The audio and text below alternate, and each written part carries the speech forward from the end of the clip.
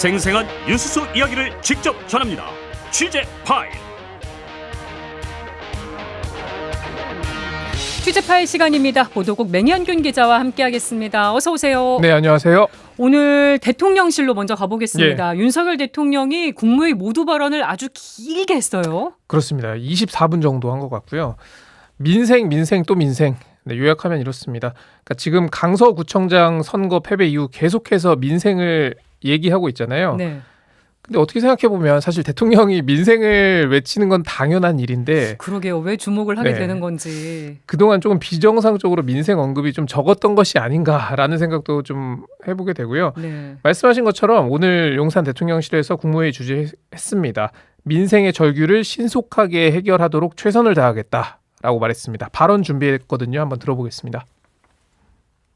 경제적으로 많은 성과가 있었습니다. 저와 동행한 130여 명의 경제사절단은 사우디와 카타르를 해서 총 202억 불 63개의 MOU와 계약을 체결했습니다. 네, 지금 들으신 거는요. 네. 이게 순방에 대해서 얘기하는 장면이고요. 예. 순방에 대한 얘기도 있었는데 요거 말고 다른 것도 한번 준비되면 들어볼까요? 네. 네.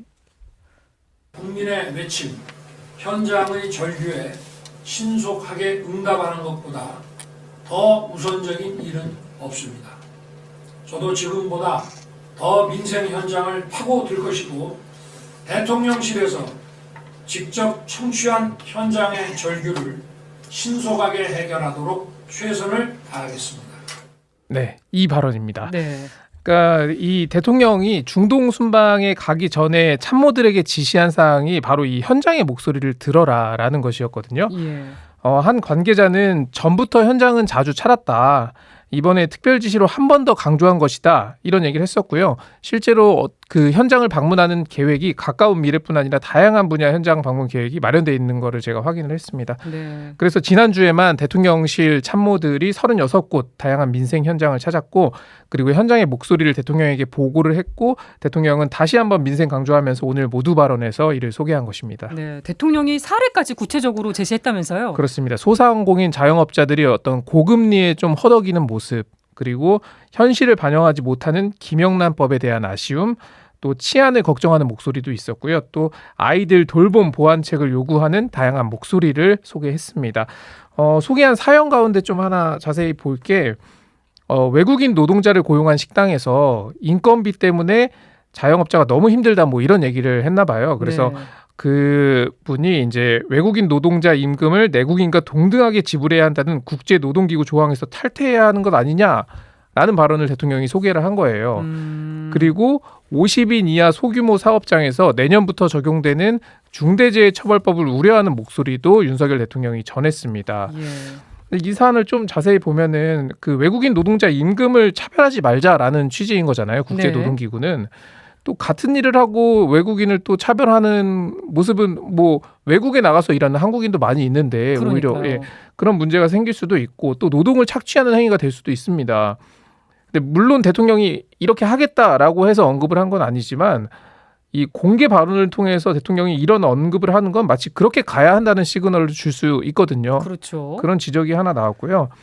또 중대재해처벌법도 마찬가지로 일터에서 안타깝게 세상을 떠나는 그런 일이 자꾸 발생해서 생긴 법이잖아요. 네. 그 김용균법을 만들어도 계속 산업재해가 발생하니까 이 사업주에 대한 그 처벌을 강화하기 위해서 만든 법인데 이것도 이제 이런 중대재해법을 처벌한 그 중대재해법을 우려하는 목소리가 있었다라고 대통령이 말해버리면 사실 이거는 재계에서 많이 주장을 하는 거거든요. 그렇죠. 그러니까 물론 그것도 국민의 목소리일 수 있겠으나 그렇다면 안전한 일터를 외치는 국민의 목소리도 있는 거 아니겠습니까?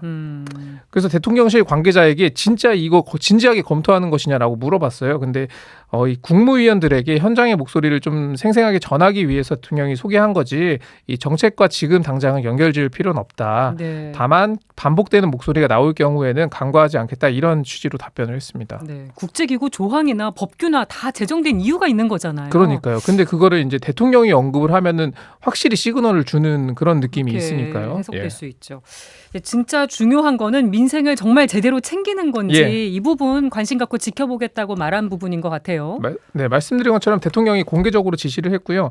대통령의 발언은 무게감을 갖지 않습니까? 그런 면에서 각 부처의 현장의 목소리 계속 들어라.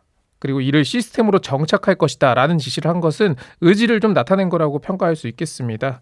또 윤 대통령은 이 대통령실과 총리실이 각 부처의 민생 현장이 그 직접 소통이 제대로 이루어지는지 늘 관심 갖고 지켜보겠다 이렇게 강조하기도 했습니다. 네, 오늘 모두 발언이 상당히 길었는데 아까 잠깐 들어봤습니다만 네, 해외 먼저 순방 나왔습니다. 얘기도 예. 했어요. 네, 해외 순방 다녀온 뒤에 이 국무회의를 주재하면서 이 순방의 성과를 반복적으로 얘기해 왔었잖아요. 이번에도 그런 취지고요.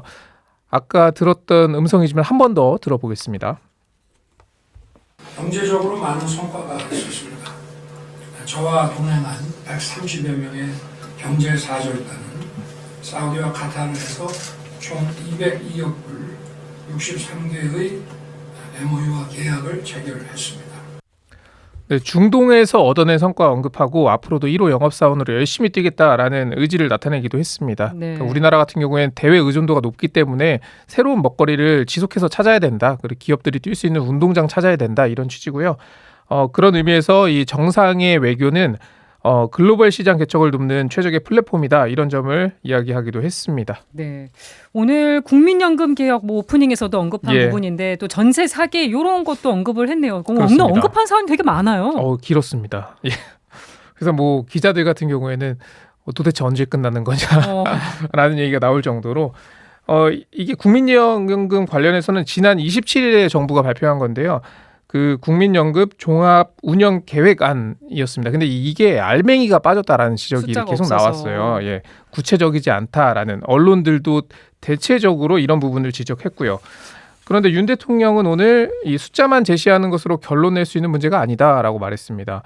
그러니까 수치가 빠졌다는 지적에 문제가 없다고 한 셈인 겁니다. 네. 근데 사실 지금까지 연금 개혁이 지지부진했던 이유는 그러니까 대안이 없어서가 아닐 거예요.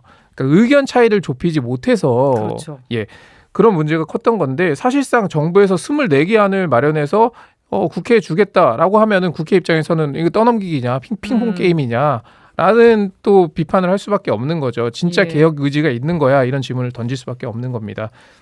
다만 윤 대통령은 앞으로도 이 과정에 손 놓지 않고 계속 참여하면서 이 부분은 약속을 꼭 지키겠다라는 뭐 약속을 재확인하기는 했습니다. 예. 근데 뭐 진정성이 보이냐 이 부분은 좀 계속 지켜봐야 할 것 같고요.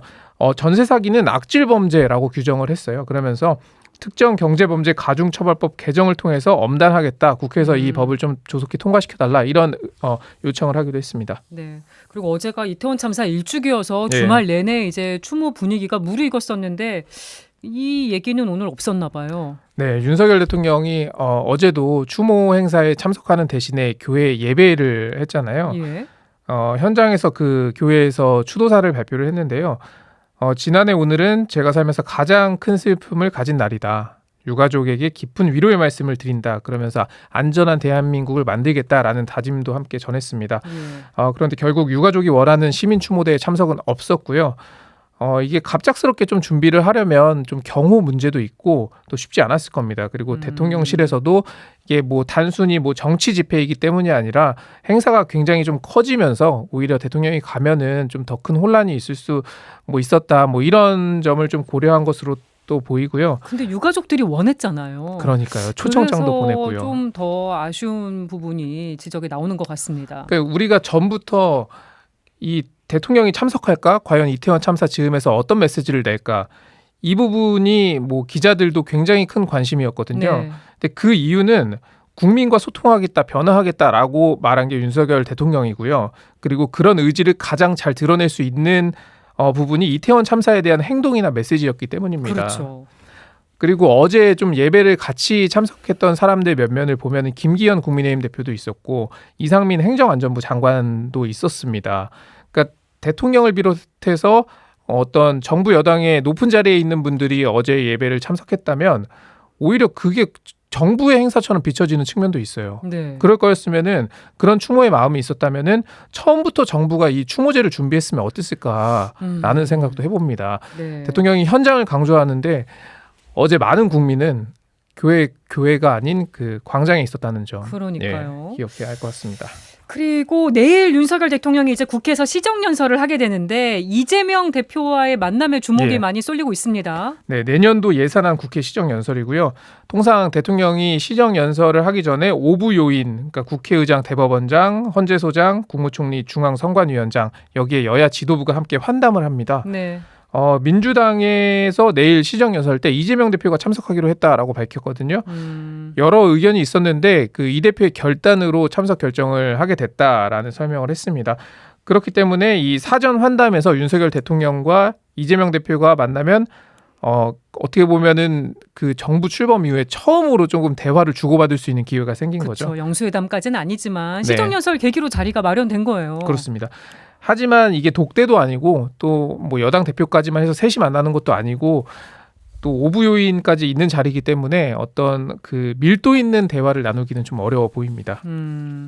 그래도 뭐 이재명 대표가 참석을 결정한 배경이 있겠죠. 예. 그러니까 물꼬를 튼다 말씀하신 것처럼 그런 의미는 있을 것 같고요.